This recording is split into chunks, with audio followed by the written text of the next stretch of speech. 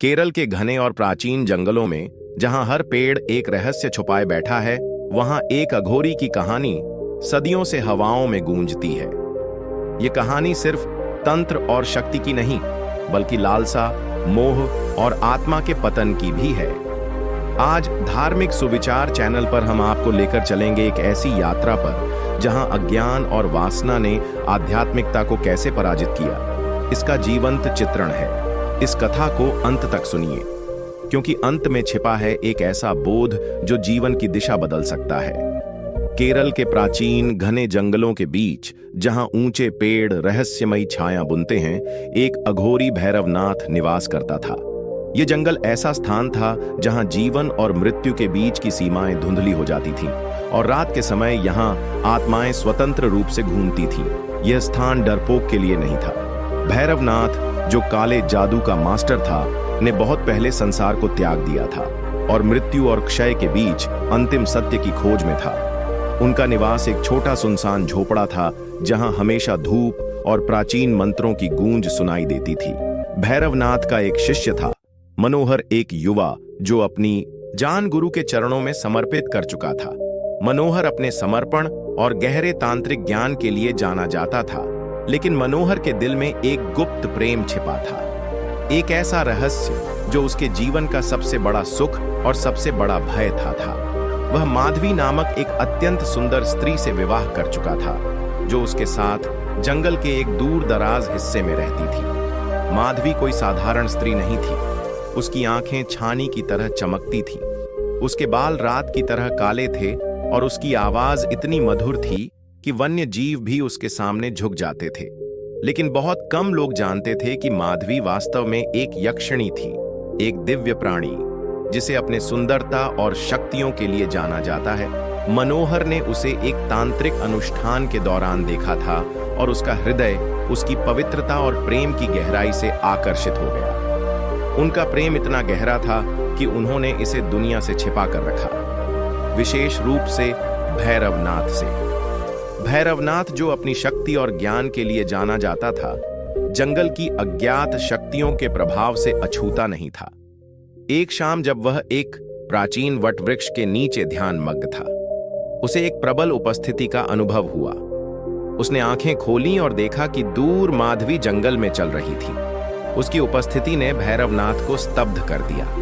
उसकी आंखें माधवी के हर कदम पर लगी थीं, और उसके दिल में एक वासनापूर्ण इच्छा उत्पन्न हो गई। एक ऐसी इच्छा जो पाप पूर्ण थी, लेकिन उसकी आत्मा को मोहित कर चुकी थी। दिन बीतते गए और भैरवनाथ खुद को और अधिक विचलित महसूस करने लगा। उसका मन, जो पहले अनुशासन में था, अब केवल माधवी के विचारों में उलझा हुआ था। जितना वह ध्यान करने की कोशिश करता, उतना ही उसकी छवि उसके सामने उभर आती। उसकी सुंदरता उसकी आत्मा को भटकाने लगी। अघोरी, जिसने अपना जीवन मोह माया से दूर रहने में बिता दिया था, अब उन इच्छाओं में फंस चुका था जिनसे वह हमेशा दूर रहा था। जंगल, जिसकी गहरी रहस्यमयी शक्तियां थीं, उसकी लालसा को और अधिक बढ़ाने लगा। एक रात जब भैरवनाथ अपनी पीड़ा को और सहन नहीं कर सका, उसने फैसला किया कि वह अपनी तांत्रिक शक्तियों का प्रयोग करके माधवी को वश में करेगा। रात गहरी हो गई थी और जंगल के जीव जंतु जीवित हो उठे थे, और भैरवनाथ ने एक अनुष्ठान शुरू किया। एक ऐसा अनुष्ठान जो यक्षिणी को बुलाने और उसे वशीकरण करने के लिए था।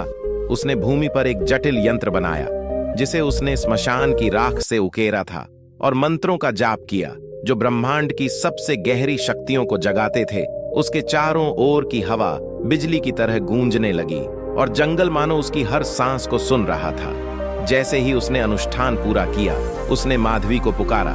उसकी आवाज में वासना और शक्ति टपक रही थी।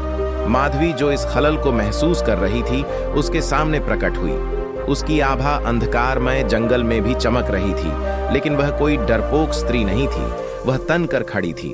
उसकी आंखों में एक अद्वितीय ज्योति चमक रही थी, और उसकी उपस्थिति एक भयानक आभा से घिरी हुई थी।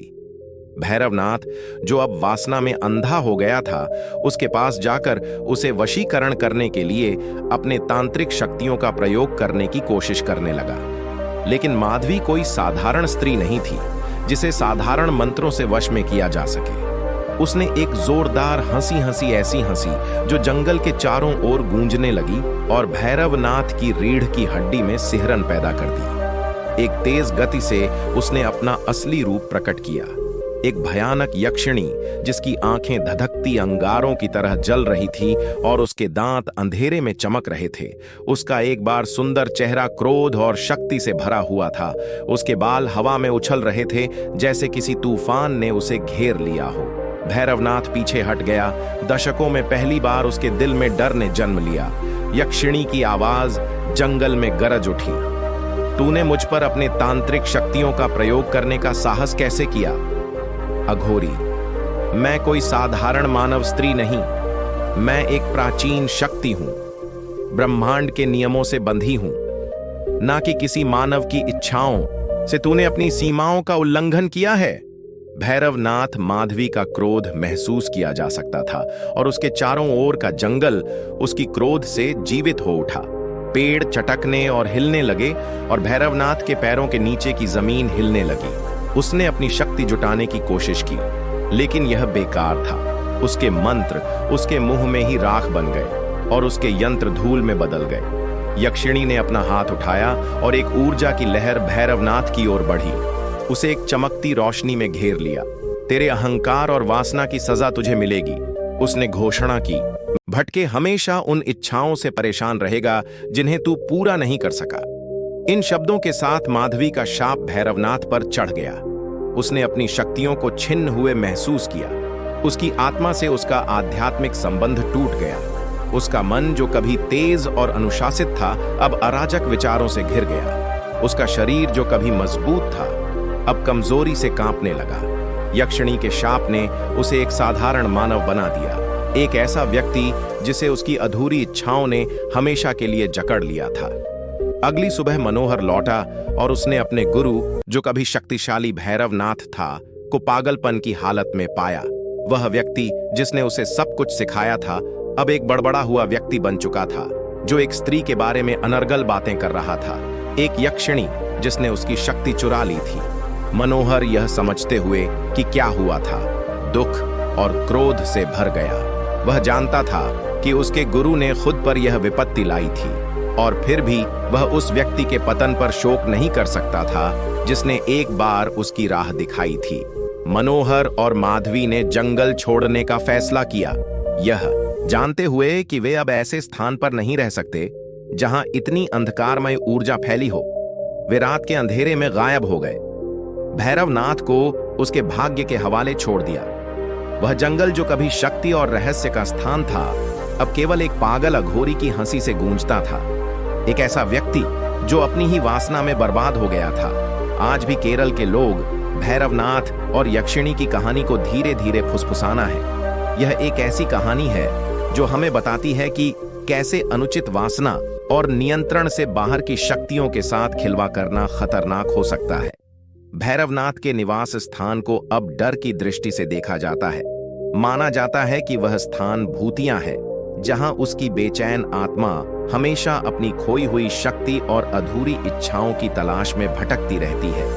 भैरवनाथ की कथा हमें सिखाती है कि चाहे कोई कितनी भी तांत्रिक शक्ति क्यों न प्राप्त कर ले, अगर मन पर नियंत्रण नहीं तो वही शक्ति विनाश का कारण बन जाती है। यह कहानी उस अनंत सत्य की याद दिलाती है कि आत्मा की पवित्रता, प्रेम की निष्ठा और इच्छाओं पर संयम ही वास्तविक शक्ति है। अगर आपको यह कथा ज्ञानवर्धक और प्रेरणादायक लगी हो तो धार्मिक सुविचार चैनल को जरूर लाइक, कमेंट और सब्सक्राइब करें। हम फिर मिलेंगे एक नई कहानी के साथ, जहां धर्म, ध्यान और आत्मा की यात्रा एक नई दिशा देगी। तब तक शांति और प्रकाश आपके साथ रहें।